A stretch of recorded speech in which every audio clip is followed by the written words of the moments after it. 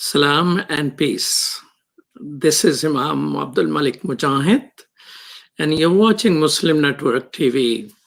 We're always there on Galaxy 19 satellite, Amazon Fire TV, Roku, Apple TV, a whole lot of social media, and of course on our own website, muslimnetwork.tv. And this is where 24/7 conversation takes place, which are not taking place any other place in America. We are very unique. We are Muslim run, Muslim hosted. It's a conversation among neighbors, but other people of other faith and all faith and no faith are also participant in these conversations. The politics is in the air. Most headlines about politics, and of course, Kamala Harris being the vice presidential pick by Joe Biden is the big news. It's all around. I don't know how happy Muslims are because Kamala Harris was one of the persons who was not even endorsed as senator by J Street. J Street is the Jewish organization, which is little left of the APAC, American Israeli Political Action Committee, and they support two-state solutions. They're considered somewhat moderate. They even did not endorse Kamala Harris because she's a strong pro-Israel, which J Street is also, but not accommodating Palestinian rights and things of this nature. So I don't know how Muslims are in politics are feeling, but they are running for offices in different places. I don't have the numbers, how many running for,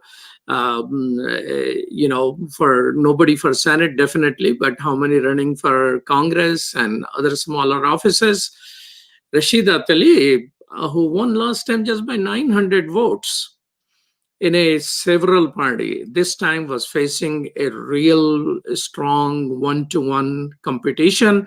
All her opponent endorsed the other side, and she is the chairman of the Council of Detroit in a constituency which is 60% African American. But Rashida Tlaib amazingly was able to won only with 900 votes last time. This time had double the vote of her competition. So she seems to have done the work which is pleased her constituent. And Ilhan Omar, well, everybody thought she is in difficulty, except she defeated an extremely well-funded candidate by 15% in a seat which is overwhelmingly Democratic seat, and she's going to win it. So at least two Muslim congressperson and the one from Indiana, of course, has a solid seat, which came to him, Andre Carson's seat, by, I think her aunt was representing that, a solid African-American seat, and is a Muslim.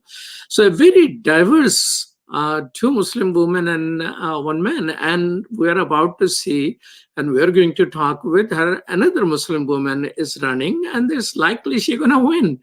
So Muslim women in politics are beating Muslim men. So what is new? Well, we will find out. I have two guests today. One is who supports different candidates, and she has served a whole lot of Muslim community and different organization, and that is Tahira Guraya. Welcome to Muslim Network TV, Tahira. Thank you. Thank you for having me. Assalamu alaikum. Walaikum salam. Tahira is the president and founder of Guraya Consulting. Tahira has extensive leadership experience in the not-for-profit sector as well as in public policy sector. She has worked for elected officials and served as advisor and strategist for numerous local and state races in California. And then she said, if California does not declare independence, I'm moving out. And she ended up in Massachusetts. Well, I still need to figure out how to say that right. 40 years in America. I think they will never make me citizen of the greatest state there. She has worked as National Director of the Council of American Islamic Relations before. So, Tahara, you have worked for politicians, and now you're a fundraising chair for some politician as well. I am. I'm currently the fundraising chair for Ihsan Lekki for Congress. She is in Massachusetts Congressional District 4, formerly held by Joe Kennedy, who is now running against Ed Markey. And I'm very proud to be part of her team in that I think she's incredibly viable contender in the race, but most importantly, she's a candidate with heart. She's the only woman of color in a 9-way race. She's Moroccan, she's Arab, she's Muslim, and a mom, a daughter, you name it, and she's amazing. And her platform is great. And I am very proud to support her and be behind her. And I hope that, and my role is to encourage folks to know her. The primary is on September 1st. So, I'm really just proud to be part of her and hope that we can get her across the finish line. So how Muslims are doing in politics? I mean, when was the first time you got involved in politics or policy? When I was a kid, actually, it's been just something that was in me and who I am. I'm the oldest of 5 kids in my family, born to immigrant parents who came from Pakistan, in Punjab of Pakistan, and landed in California. And we were born and raised, all 5 of us, in California. So being, I guess, the eldest had a lot to do with it. Leadership roles in school, since I can remember. Always wanting to root for the underdog, for lack of better words. I was always sort of called to do more, appreciate the privileges that I have. And I think my first race, so to speak, that I was involved in was a city council race out in Bakersfield, California, where I'm from. I was in high school. Wow. Yeah, so and then President Trump would not like you. You sound like the ladies he labels at nasties. Proud to be called a nasty woman, actually. I'm very proud to have that label. Yeah, there's nothing wrong with that. I think his connotation depends on whose lens you're looking through. But I'm proud to stand up for what I believe in. I'm proud of how my parents taught me with the foundation of Islam that we have to stand up and give voice to populations that need voice. And I have always long been involved with social justice issues through the policy lens and at the grassroots level as a nonprofit professional. So, how much you taking interest in politics, how much it has to do with you being a Muslim? I think a lot of it has to do with Muslim. I think our faith tells us to stand up when you see something wrong take place in front of you. And complacency is not an option. And it's not how my parents raised me. Complacency was not an option. And I grew up in a community where I could count on like one hand the number of minorities that were in my school. It's still very much a white Republican bastion out in Kern County, California. I believe Kevin McCarthy still holds that seat. So I grew up in a very interesting environment. And so always having to give voice to myself, my siblings, the people around me. And so I think being Muslim and my faith has a huge part to play in the choices I've made, in the policies that I've worked on, the nonprofits that I've associated with. I think it's part and parcel of like who we are. We're called to act. Our faith is about acting on our beliefs, not just having a label of being Muslim. So, and I think Ihsan embodies that. I think Rashida and Ilhan and Andre and Keith before him, they all embody that. They are practicing their faith by serving others. Well, tell me this. What you just described, you think it is grounded in your faith to serve and to seek work in public policy and all that. Do you think these feelings or this understanding is growingly common in the Muslim community? Because, when I read a survey about the youth participation, about 18 to 28-year-old Muslims are least engaged in the society. They're least registered to vote as compared to Jewish children or the Catholic or the Protestant youth. So survey says that. Do you think that is changing? I think it is changing, and it will continue to change. I think the previous generations have laid a pretty good, solid foundation of how to be engaged at a local level, whether you get involved with the local school board or a local municipality, all the way to state. We're looking at folks who are running for state offices, and now they have role models of folks who are in congressional office. I think that plays a part in can you look up to somebody who's also that looks like me or believes like me or similar to me, and can they, and representation matters. I think young people will be more increasingly involved. My experience is that they are involved. It's not their traditional way of necessarily being involved through the masjid or an Islamic center, but I think they're finding other ways through social media and by engaging with other organizations that may be loosely or not loosely affiliated or organized. They are passionate about, I think, making a difference. I think the Black Lives Matter movement shows that. We had people of all colors and stripes stand up for what's right and stand up against what's wrong. And I think our Muslim youth will follow that.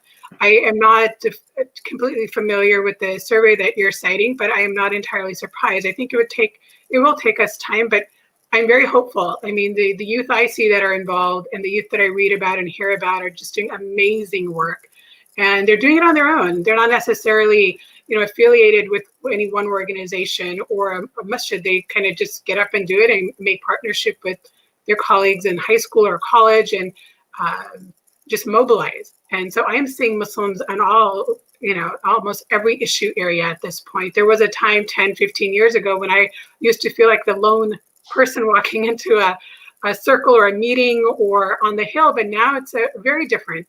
I think our young people are increasingly more and more involved. You're hopeful, but the way I'm hearing you is that it is more individualistic approach as compared to the organized approach.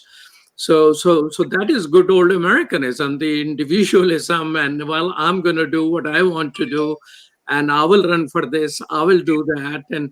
But sometimes, don't you think social media becomes still a sort of a escape route that you do share something and you think your civic duty is over? Sure, I think there's an element of that. I've shared something, posted something on Facebook or Twitter or whatever platform, and therefore my civic obligation is complete. I think there is, in all communities of society, we have a segment of that level of activism. I also feel like there are many amongst us who are beyond that level of activism. It's beyond the posting. It's actually getting in a car, registering people to vote, showing up somewhere, writing letters, knocking on doors. Pre-pandemic and now post-pandemic, people are being very creative. They're hosting Zoom fundraising parties. They're having conversations with friends via FaceTime or Zoom to say, here's a really good candidate, donate, mobilize. Or for young people to volunteer in campaigns, they can still, they're texting potential voters. They are asking for money. They are using the email. There are various platforms and various ways that I think young people are engaged. I'm not entirely sure there never was, I think, one organization that captured the American Muslim experience. There are many offerings, just like I think we are a very diverse diaspora of Muslims. There are just as many organizations that people can find and link to or find a home in. I think, for example, Sound Vision is such an organization that caters to a group of Muslims and fulfills that need and also finds a way that they can be activists. And then there's organizations like MPAC and CARE and new ones that are emerging like Mgage and Empower. There's a room for everybody, I think, and a room for everyone to figure out a way how they can plug in, whether through an institution or on their own. So I am very hopeful, I think, for all of us, regardless of where you fall on the age spectrum, that there are many ways for people to become active. And activism isn't necessarily always running for office. There are many other ways to give and be part of the process and system. I mean, that's how I feel. We moved to Massachusetts 4 years ago, and last year I myself ran for a local town meeting, and because I really wanted to be engaged and know how to function and give back and be a voice for others. So I think there are many ways. You're watching Muslim Network TV. This is Imam Malik Mujahid. I'm talking with Tahra Goraya, and you're watching Muslim Network TV. We'll be right back after these messages.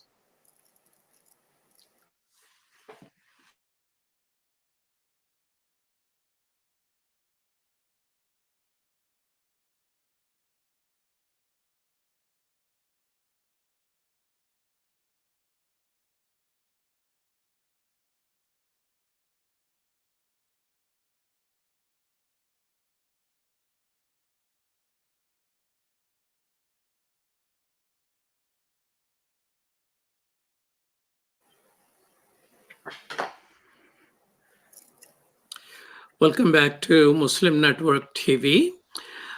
This is Imam Malik Mujahid, and I'm talking with Tahra Goraya, who is a political consultant. And tell me this: so you seems to be satisfied that Muslim participation is good.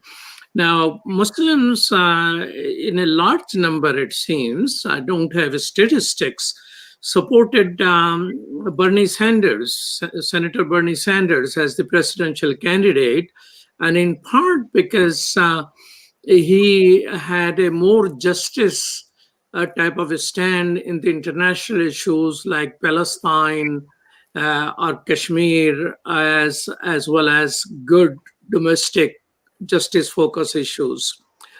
Of course, he lost, and Biden is the presidential candidate, and now he has selected Kamala Harris, who, as you heard me say, is so pro-Israel that even a Jewish lobbying group, J Street, did not endorse us as a senator because of her disregard to Palestinian. Do you think, what option do you think Muslims have at this moment? Because, of course, Trump is not welcoming them by lifting a Muslim ban, and Biden may give little lip service. So what don't you think politically Muslims are in weaker position when it comes to the presidential possible presidential policies of the Democratic Party? I don't know if they're necessarily in a weaker position. I think look, the last 4 years have not been friendly at all to Muslims and a lot of communities of color, and especially our Black brothers and sisters. I mean, across the board, it's just not been a good place. And now looking at the way the pandemic's been mishandled, I should say, I still feel that Biden and Kamala are, for Muslims, the best choice, and for a majority of, I think, all of America, that's the only alternative that we have. Is there room for people to learn and grow? Absolutely. I think given that the Congress has changed so much, we have the election of Cori Bush, and the entire squad has been reelected. I mean, the face of Congress is changing, the face of, I think, policymakers and the types of decisions that are things that are being weighed in Congress, including in the White House, and what's getting airtime.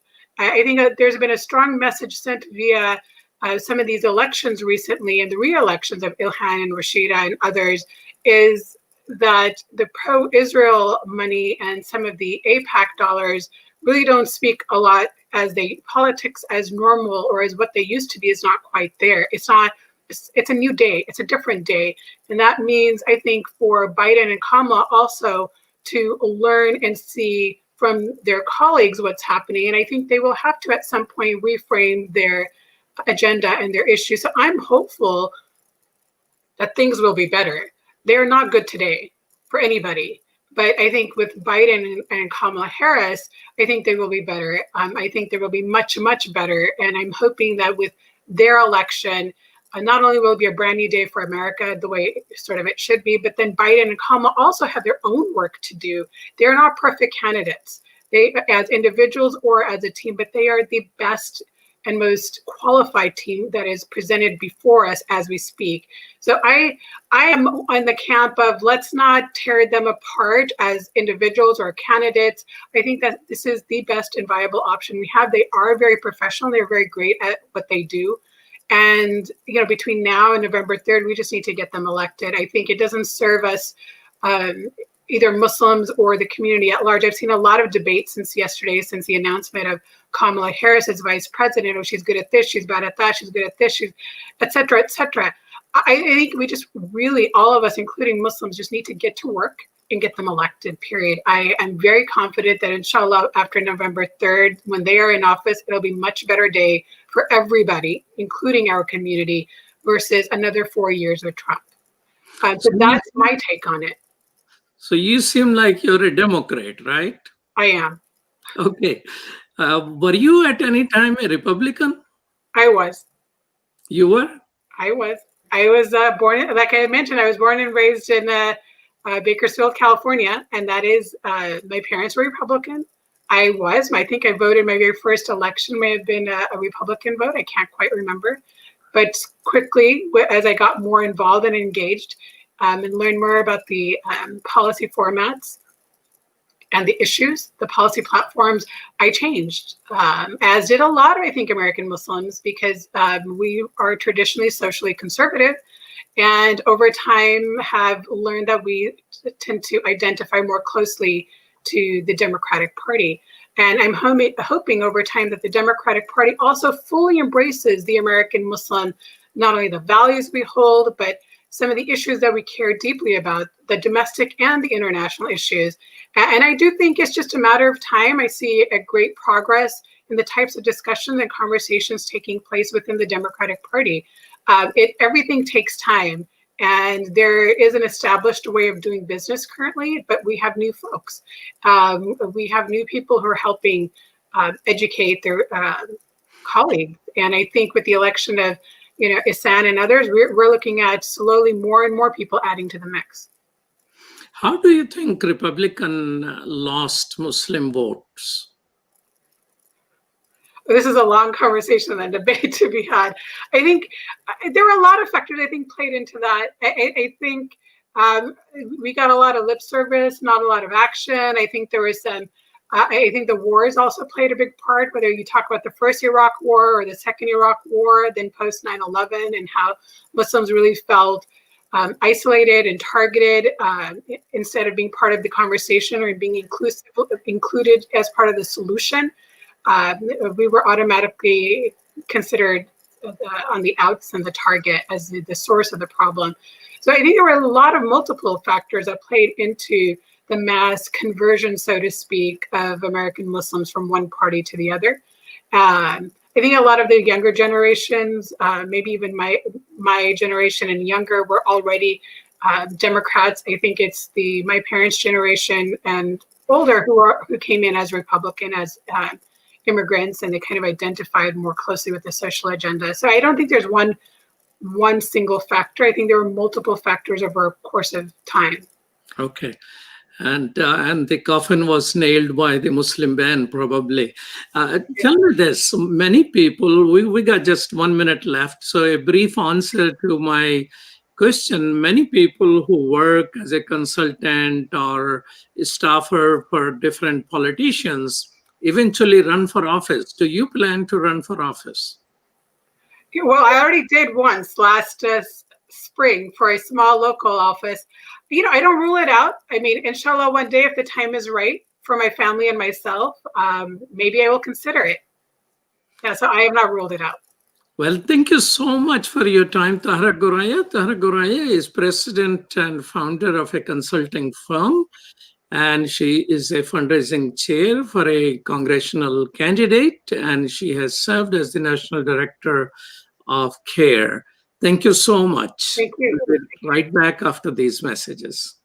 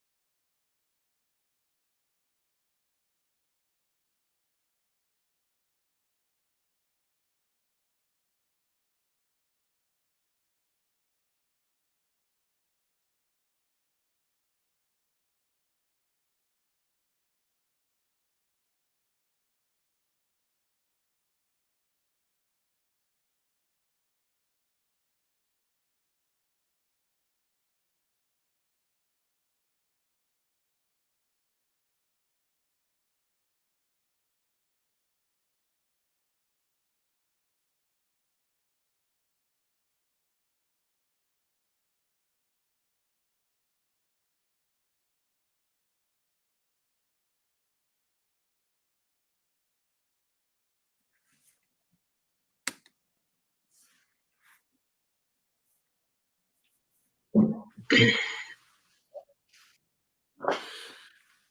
alaikum wa Assalamualaikum. rahmatullah. How are you? All right. Well, thank you so much for joining Muslim Network TV. You're on Galaxy 19 satellite, Amazon Fire TV, Roku, as well as Apple TV. Ehsan Lekki, am I pronouncing it correctly? Yes, Ehsan. Ehsan Lekki is running to represent Massachusetts, 4th Congressional District in Congress. Ehsan came to the US from Morocco at the age of 20 with nothing but a small suitcase. How small was it? And worked some minimum wage jobs to become the first person in her family to graduate from college. She is the only woman of color running for this seat. Well, how are you? Alhamdulillah, as good as can be. I feel very blessed to have my family safe during this time and to be able to do this amazing work so that we can stand up with the community. I'm so happy to be here and get introduced to many across our country, across the districts, across the Commonwealth, who have been supporting and those who haven't heard of us. Very excited. Why are you running for Congress? You have nothing else to do in life? Politics seems to be a dirty business. It's been a life journey of fighting for the most vulnerable, of truly standing up for those who have been sidelined. It's a moral obligation to step up to this work because the way we're doing it is different from what we hear. We keep our interests at 100% for the people, right? We're not here for corporate greed. We're not here to put politics before people. We're here to fight for policies that are going to unite our country and bring solidarity to our communities. And it's been a blessing to have this multiracial, multi-generational, multi-ethnic, multi-faith movement building up to, inshallah, victory on September 1st. So are you planning to be part of the squad?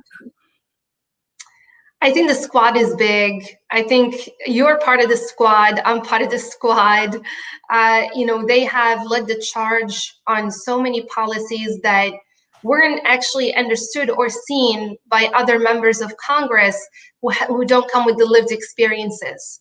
A lot of the time when we think of politicians and policy, we think of how many PhDs you have, how many policies you pass at other levels of government, but we don't think of the very important aspects that actually builds trust in our government amongst our communities.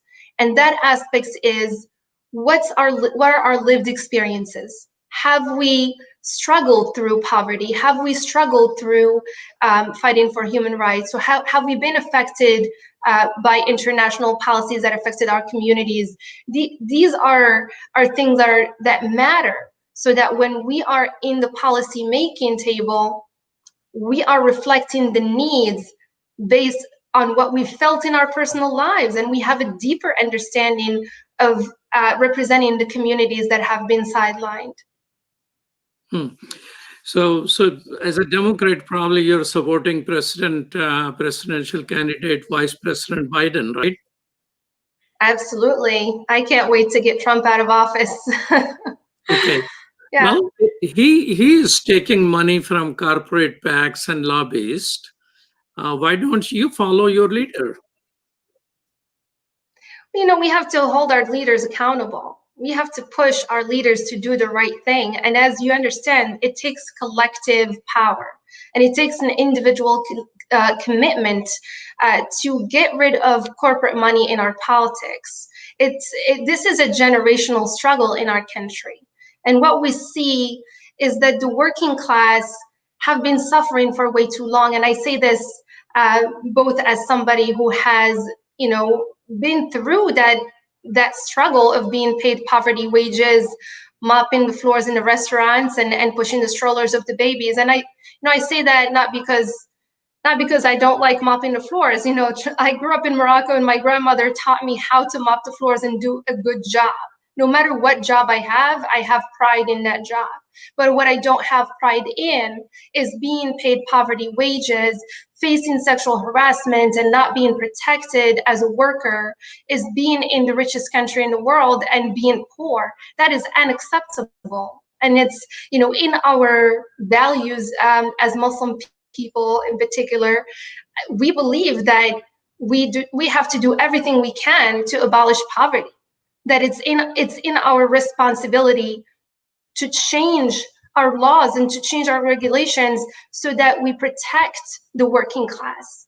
I also say this as a Wall Street regulator who has been fighting the biggest banks on Wall Street on behalf of the working families, making sure that the biggest powers of corporate greed do not gamble with our economy again like they did in 2008, and do not get blank check bailouts. I believe everything is achievable in America, and this is just another step forward.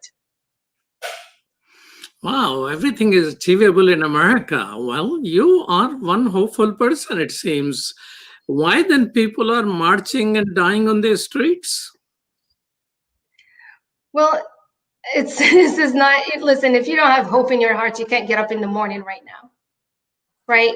We're not just waking up to seeing how racism has played its role in America and how there has been complacency from our politicians who, again, a lot of the time they mean well, but they don't come with the lived experiences to understand the Black struggle. And I don't say that as somebody who, I don't understand the Black struggle. I understand the immigrant struggle. I understand the struggle of being a woman of color, being told I am. I understand those things, but that connects me with folks who are living the Black struggle and starts to build a trust relationship of where our struggle is intertwined and how we can work together to make sure the needs of the Black community are reflected in our government, are reflected in our policies, are reflected in our school system, healthcare system, environmental policies, housing. It's everywhere. And I say this, even if we try to economically fight poverty, and we can't only economically fight racism. It's going to take generations to fight racism, and it's going to take an interracial movement, intergenerational, interethnic, interfaith, to fight racism in every part of our lives. And we have to look within, right? We have to look within ourselves and ask ourselves, do we have bias? How can we learn about ourselves and our own limitations, whether we mean it or not, and actually work for that betterment of ourselves so that we can work for the betterment of society?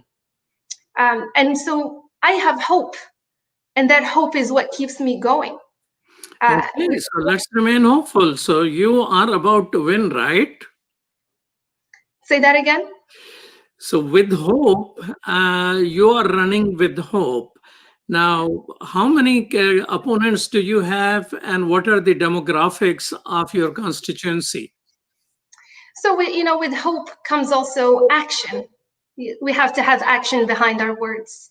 And every day we get up in the morning, we have to decide, am I gonna go be dragged about what my opponents are doing, or am I gonna be dragged about what successes I've had on my own team, right? And so we have to be committed to looking at the successes, to looking at the goodness that comes from every struggle. That's what keeps us going and be successful. We are in an open race. This is the districts where Joe Kennedy, Congressman Joe Kennedy, is leaving. He's not running for this congressional seat again, at least not for this term. And so we, initially had 10 people, and now we're 8. And so we are in an open race, and we are the leading progressive campaign in this race. And that is very important, because we don't take any corporate PAC or lobbyist money on this race. And we don't take, any fossil fuel or executive or pharma executive money. We're very committed to not having conflicts of interests. And so with that said, we have a coalition of over 400 volunteers, alhamdulillah, We're making calls every single day, multiple times a day. Last time I was on a Zoom event, we had 74 people on, and they all are now texting and calling and reaching out to constituents. We are, doing amazing. We surged about 10 points over the past month alone, and we keep going. And look, there is an indicator that tells you how well we're doing. When you have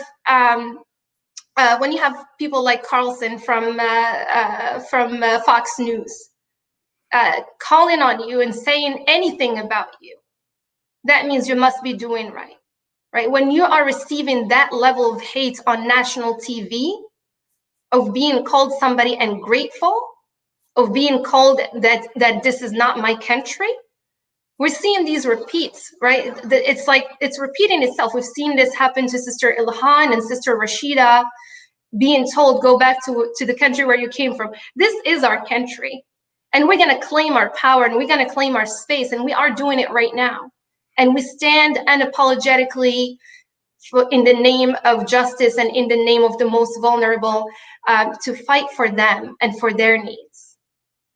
I mean, Rashida and Tlaib has made history. I mean, Rashida and Tlaib both are the first Muslim women to be elected, and now they have defeated their candidate, well-funded candidates, and in a bigger margins. So have they endorsed you? I have been blessed to receive the endorsement of Ilhan Omar. She's a sister. She's amazing, and I look forward to working with her. One of the biggest policies, and I know being Muslim is very important right now, especially because we are facing a lot internationally and domestically. Islamophobia is taking the lives of our loved ones. And we're gonna need people who understand how to fight off things like the Muslim ban, or even threats of a Muslim registry, or even high surveillance to our communities. These things are very, very important to us personally, and we live this in our own communities. I say this as somebody who, my family applied for visa over and over to come visit me, see my child, see when I graduated, see when I had Nora, see the birthdays. And they've been denied visa over and over. And there's no explanation. They never tell you why. So these are things that we are going to fight for. But there are also other policies that are very important. Ilhan Omar is fighting for a green homes guarantee, building millions of affordable housing that is sustainable across the country so that we can eliminate homelessness. And so that is a huge step towards eliminating poverty in the richest country in the world. And I look forward to working with her on that. Well, tell me this. How is campaign like in the pandemic, when you don't want to be close to people and all that? So Rashida Tlaib was going around knocking doors with her mask. So are you doing the same thing? Wallahi, it's been such a challenge to not be able to be with people in person. And I say this, I'm a hugger, and I like to be close with people, and it's in my bones, it's in my culture as a Moroccan American, to just have that proximity so that people can build the trust and get to know each other more. And I miss that. Zoom does not replace it. But we do the best we can. We have, people who call us, they text us, I always give my phone number. We are on the Zoom calls getting introduced, and mashallah, our community is across the country reaching out, organizing fundraisers, organizing phone banks and text banks from California all the way to Massachusetts. And all the way down to Virginia and Texas. And it's such a blessing to have this movement behind us. Well, tell me this. You were a 20-year-old when you became an immigrant here. So what is that story like? Why did you choose America? Of course, you can ask me the same question, but I'm the one interviewing you here.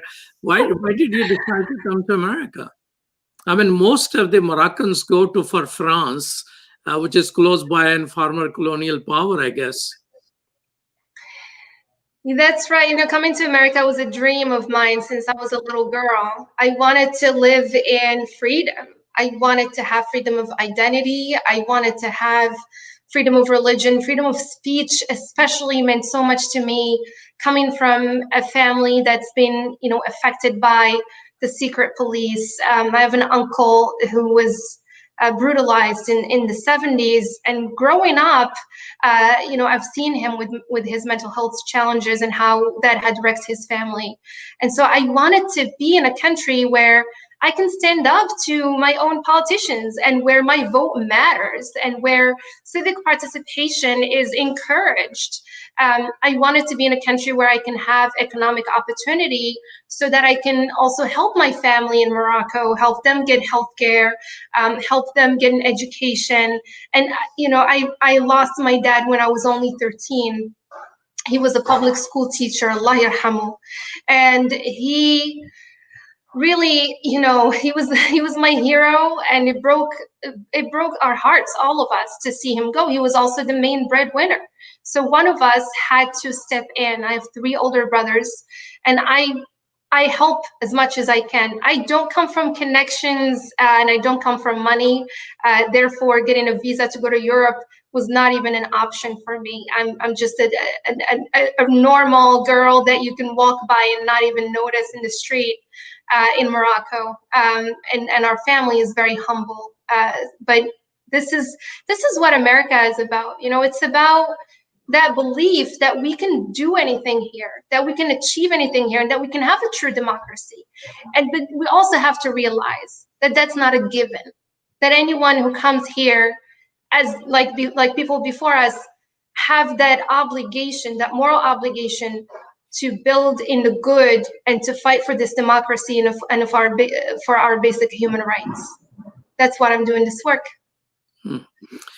Well, you're going to represent Massachusetts District 4th, inshallah, when you win. But there are national issues. For example, children being snatched from the laps of mothers on the southern border. How do you feel about America becoming so cruel? I mean, you and I benefited from America, which was a welcoming America. That America is changing. So have you met Latino immigrant rights workers and people who are asylum seekers? Do you know their stories? Absolutely. Mr. Mujahid, it's been a journey. When I saw the family separation, the caging of the children who died in the hands of ICE and CBP, the collaboration between our police and ICE, I know personal stories of people who have shared and of people who have suffered and are still suffering from that, from that crime against humanity. I think that, it was not new. I mean, as an immigrant, I knew my limitations. I knew that deportation was always on the table. And what that does is that when you are subject to, to sexual harassment or wage theft or more, or even gun violence or other types of trauma, that you don't call on 911. You don't call for help because you're scared. You're scared you're going to be deported, or you're going to be the one harmed in that situation. So I understand deeply what our immigrants community has been going through, and I've been working with from policymakers to lawyers to organizers to people who are undocumented, to defend their rights. And that's why I call for abolishing ICE and CBP. That's why I call for, let's make sure that we reform our immigration system. We have 14 immigrants in the whole 535 members of Congress. That is a problem by itself. We don't have immigrant representation. And when I say immigrants, I'm talking about first generation, very much like my story, who came here, went under the grind, the unnecessary suffering, and who understand the system and how we can fix it. So I can't wait to be there and increase that bench of the immigrants representing us in Congress. That's an important point, that the first generation immigrants which work so hard, define America, actually defining the future economy at Silicon Valley, day in and day out. And maybe they are too busy doing that, so they are not running for office. What do you think? I think that I'm running for office to lead the way and to pave the way for others. And one of the immigrants who has been doing tremendous work, and she's a huge Medicare for All advocate in Congress, is Representative Pramila Jayapal. And she came here as a 16-year-old alone. So she understands really well what are the problems that we face in our immigration system and how we can solve them. I love that she's fighting for Medicare for All, because at least let's make sure everyone has health care. As we go and resolve our immigration issues, let's make sure that every person has the right to health care. And that, that's why I've been in this fight for Medicare for All since before running for Congress, organizing phone banks and rallies and demanding and making sure that the people's voices are heard. Tell us when you came here in America all by yourself, and a young person, young Muslim woman coming from a rather conservative country, and doing small type of job. Give us your story of a job which gave you courage to move on, and give me something about lessons which you learn as a new immigrant. So you want to dig a little deeper. I can see that, and I'm happy to. It's really, when you are in the struggle, you start to see the trauma of millions of other people who are going through those same conditions. And so the way I see it, and honestly, this is how I have hope, and this is why I keep going, and this is why I walk with my head up, is that I feel that being subject to those experiences really opened up my eyes on what America is truly about. That the opportunities for us to make it better are limitless, and that our idea of this American dream as somebody who's going to come here, who's going to start from nothing, and who's going to be sidelined and unrepresented, and then within 10 years they're fighting the biggest banks on Wall Street, and that is the American dream. I refuse that narrative, because I refuse poverty for anyone, and especially in America, where we have the most wealth. And I'll tell you a little anecdote. I used to, work in a restaurant mopping the floors, and I just remember, I also I mopped the floors and I made sandwiches, and I would try to converse with the customers and be as helpful as can be. And then one day, I was subject to sexual harassment, and I could not accept to work under that condition and protected. And I knew that the implications are going to be hard. I had rent to pay. I had dreamed to go to school. I wanted to go to community college and really start to push my way out of poverty. And when I, looked for another job and found that job was making power juices in a gym, I went to, I told my boss, I was like, I'm gonna be done with this job within a week. I found something new. I'll be here until you give me my pay. And he was like, oh, no, you can go. We don't need you anymore. Well, come back on Saturday and I'll give you your pay. And I came back on Saturday, and he refused to give me my pay. And he said he doesn't owe me anything. So what did I learn right there? I learned that struggle existed because we didn't have policies that protect the working class. We didn't have policies that protect immigrants. We all know that there are immigrants everywhere who are working in restaurants, being paid poverty wages, and being sidelined and being treated poorly, and they're not unionized. That's why, the co-founder of Rock United, Fakat Mamdouh is his name. He's also Moroccan American. He's done an amazing job at helping restaurant workers, especially after the 9/11 attacks. He used to work on the restaurants that were in the Twin Towers. And he created this movement to protect the restaurant workers and to abolish poverty wages and tipped wages at restaurants. So we can take that fight into policy, inshallah. Thank you so much, Ehsan Lekhi. Thank you so much for running. Thank you so much for feeling hopeful for America. And I hope that you win. And thank you for your time. Truly appreciate it. And thank you to Dr. Abdul Wahid, and a special thank you to Aliza Majid, who is producing our last show today. Thank you so much. You're watching Muslim Network TV on Galaxy 19 satellite, Amazon Fire TV, Roku, Apple TV, and of course on our website, muslimnetwork.tv. Peace and salam. Thank you.